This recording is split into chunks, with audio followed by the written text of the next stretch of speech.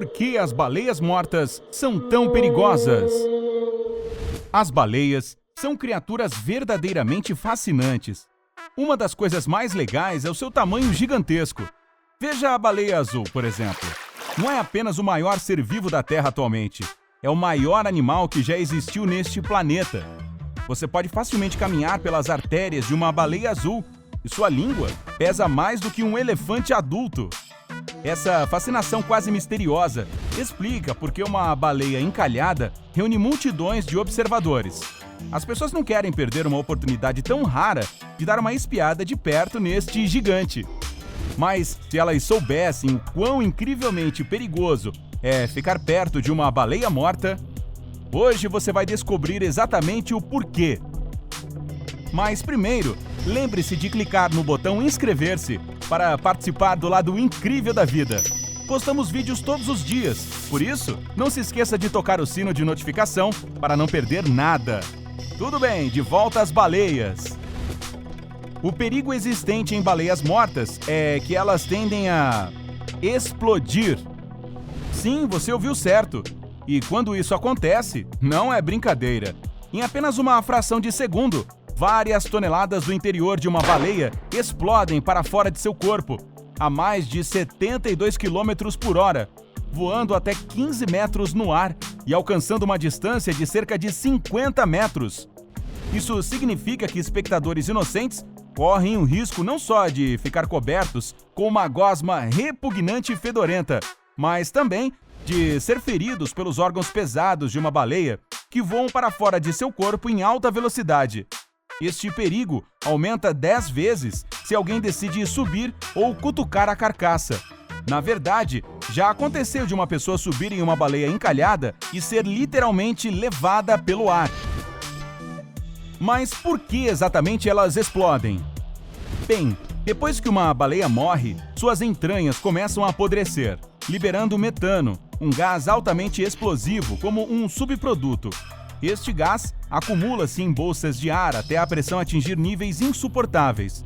Mas o metano não é o único gás que se acumula no corpo de uma baleia morta durante a decomposição. Vários outros gases são liberados e, para falar a verdade, eles são muito mais fétidos que o metano. Durante o processo de fermentação, diferentes tecidos de um corpo morto secam, produzindo gases como o dióxido de carbono. Durante a putrefação, as proteínas nos tecidos se quebram. Isso não apenas liquefaz os órgãos, mas também produz alguns cheiros realmente ruins. Como você pode imaginar, quando a fermentação e a putrefação se juntam, o resultado é uma enorme carcaça inchada, cheia de gases acumulados. E há mais uma coisa sobre as baleias. Sob a pele extremamente dura, esses animais têm uma camada espessa de gordura.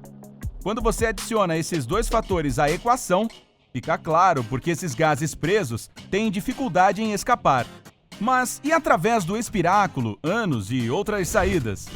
Bem, em baleias encalhadas, especialmente as maiores ou mais inchadas, seu próprio peso corporal frequentemente faz com que seus orifícios se fechem, criando a tempestade perfeita para uma explosão iminente. Então, isso significa que há dois cenários possíveis quando se trata de decomposição de baleias encalhadas. Ou a criatura maciça explodirá, ou os gases encontrarão a saída e a carcaça simplesmente se esvaziará.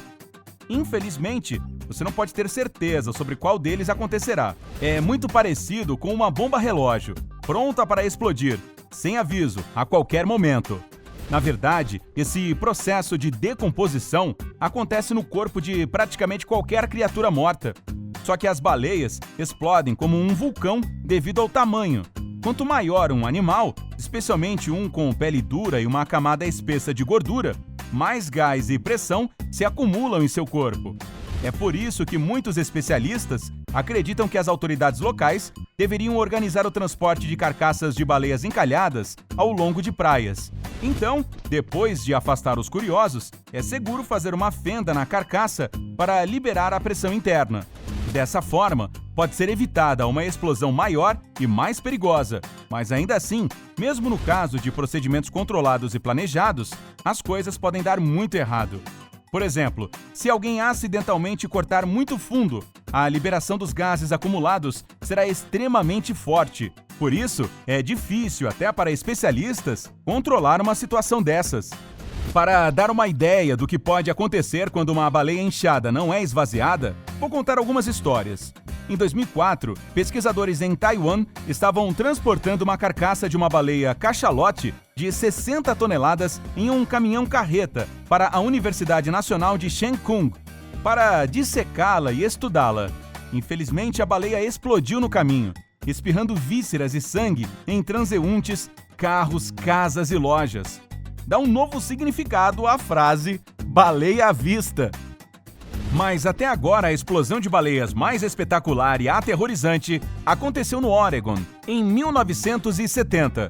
Uma grande cachalote encalhou na cidade de Florence e logo se transformou em um enorme desastre fedorento. As autoridades locais não sabiam o que fazer com a carcaça. Finalmente, decidiram usar dinamite. Seu plano era explodir a baleia em pedacinhos e assim torná-la mais comestível para criaturas marinhas, caranguejos e pássaros. A ideia não foi necessariamente ruim, até que algo deu errado. Os oficiais colocaram mais de meia tonelada de dinamite sob o corpo da baleia. Um veterano militar com anos de experiência em explosivos os alertou que era demais.